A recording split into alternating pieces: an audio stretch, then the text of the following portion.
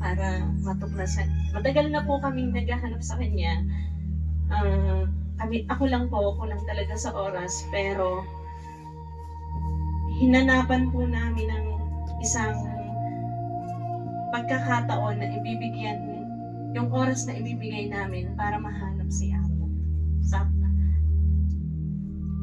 Dahil po sa kaloob ng Diyos, itinuro niya sa amin kung paano kami makarating dito.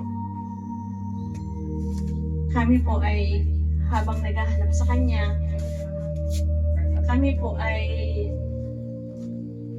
lagi nagsisimba, lagi namin hinihiling na Panginoon, sana bigyan mo kami ng way. Ituro mo sa amin yung tao na makakatulong para magparating sa iyo ng kagalingan ng aming karamdaman. Dahil hirap na hirap na po kami, ang dami naming maintenance, pero araw-araw may nararamdaman ka. Parang naghahanap buhay ka, pero laging iniisip mo, gagaling pa kaya ako? Parang ganun po. Tapos kahit anong busy po namin, kapag araw ng Sunday, never po namin kinakalimutan ang pagsimba, umaga or gabi, kahit anong oras po, basta kami ay mabigyan namin ng oras yung para sa Diyos. Hindi po, halimbawa, porket nagpagamot ka, pinagaling ka niya, lagi pong nangunguna lagi yung sa Diyos muna. Kailangan po talaga yung pagdarasal, taimtim. Lagi mo pong isa sa puso, hindi yung nagdasal ka lamang, okay na.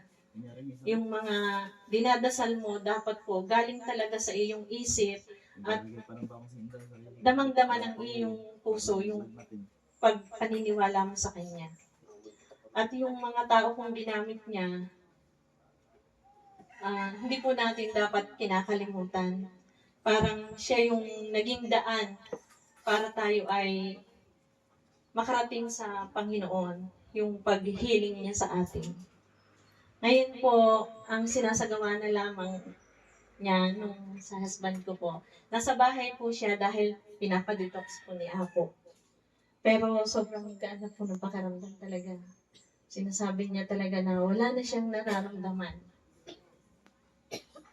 Yung anak ko naman po na isa, yung si baby po, yun po ay naka-schedule po siya sa Asian Hospital para sa pagtuklas kung ano yung pinagmumula ng kanyang sakit dahil nung bata po siya, may sakit siya sa puso. Pero nag-negative na po, okay na siya. Yung 2D echo niya, okay niya, pero hindi pa siya, may nararamdaman siya, kaya kailangan po ipagamot ulit namin para mahanapan kung ano pa yung ibang sakit. Si Apo din po yung nagpagaling, 2 gamot lang po. Hanggang ngayon, wala po siyang nararamdaman at malakas na pong kumain. Kaya ngayon po, kahit hindi siya nagpapagamot, sumama siya sa amin. Umabsent siya sa school. Pero nadagdagan na po siya ng 2 kilo. Dahil kumakain na siya ng maayos. 2 gamot lang po yun. Yung anak ko pong iyon, sobra din po yung, kahit bata pa siya, sobra siyang paladasal din po. Kung meron po tayong mga anak, yun din po dapat ang ating gagawin. Unang-una yung pagdadasal. Sa una po, parang laro lamang ng mga bata yung pagdadasal.